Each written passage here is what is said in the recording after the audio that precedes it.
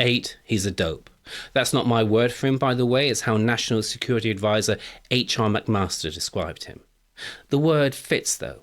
Despite Trump's claims magnets do work in water, George Washington's Continental Army didn't take over the airports during the Revolutionary War. Noise generated by windmills doesn't cause cancer or kill whales. The climate crisis is not a hoax, and no, it's not a good idea to stare directly at the sun.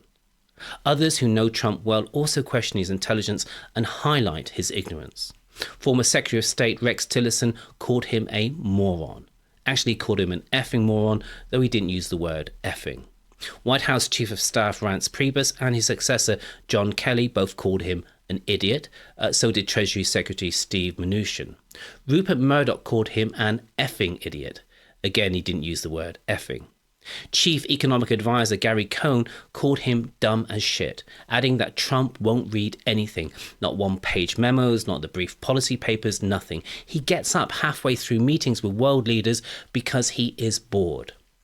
One of his professors at the University of Pennsylvania called Trump the dumbest goddamn student I ever had.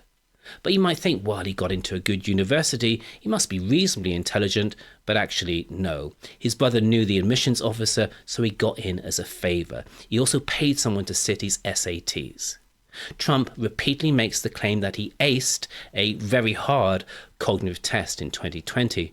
Thing is, it wasn't a cognitive test, it was a test to help doctors detect early signs of Alzheimer's. If you haven't got cognitive impairment, then it's a very easy test to pass. It's nothing to brag about. A child in kindergarten would likely pass it.